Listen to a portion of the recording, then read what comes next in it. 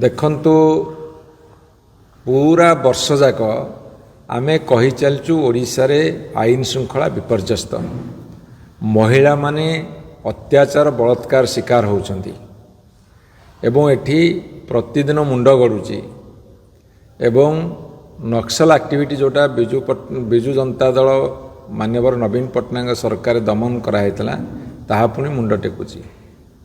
ए समस्त कथा को नहीं अमेरिका एम्बासी गोटे एडवाइजरी जारी करिछि जे जो 6टा राज्यर विभिन्न अंचल को जीव नहीं से ओडिशा स्थान पाई।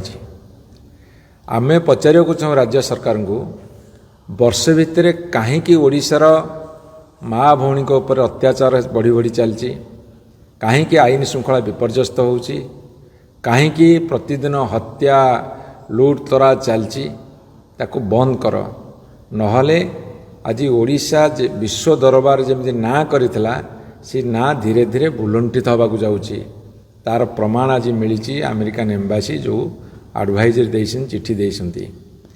तेणु मोर गोटे निवेदन रहिबो ओडिशा सरकार को सेमाने जदि ससाहस अच्छी ट्रम्प को जोरदार विरोध करी देखांतु ये करि परिबेनी। कहीं मैंने स्लोगान देते अब की बार ट्रम्प सरकार जमी मैंने कैंपेन कला भलिया। ट्रम्प कथा छाड़ ओडिशा रे ए समस्त अघटन घटुची, ओडिशा अधोगति आड़ को जाऊँगी। आमे जहाँ कहितलु सेटा सत्य प्रमाणित होउची, तुरंत तार प्रतिकार करंतु, नचेत सारा ओडिशावासी तीव्र विरोध करिवे, भयानक आंदोलन हबो, ए सरकार को हटेला पर्यंत आंदोलन हबो। ओडिशा महिला सुरक्षित ओडिशा बर्तमान विपर्यस्त। मंत्री कहले जे शुणु परदिन मान्यवर प्रधानमंत्री ओडिशा गस्त को आसिथिले, ओडिशा गस्तरे आसिथिले एवं सेठी से कहले ट्रम्प मते डिनर खाया को डाकिले। मु जगन्नाथ धाम को छुट्टी आसिली।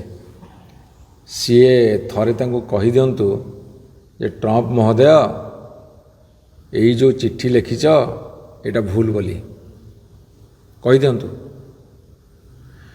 आमर डिमांड होची ओडिशार आईन श्रृंखला विपर्यस्त, माँ भौणी माने सुरक्षित नुहंती, प्रतिदिन कौटी ना कौटी गोटे बलात्कार कहानी आसी। गोपालपुर गोटे इंटरनेशनल टूरिस्ट डेस्टिनेशन, आंतर्जातिक पर्यटन दृष्टि आकर्षण करुच्ची। गोपालपुर घटना आज यही कथा को खोराक जोगी इंटरनेशनल लेवल रे आंतर्जातिक स्तर में ओडिशा बर्तमान तार ना तले पड़ला। ए सरकार पचारुची जो ओडिया अस्मितार कथा कही यह कौन तुम ओडिया अस्मिता?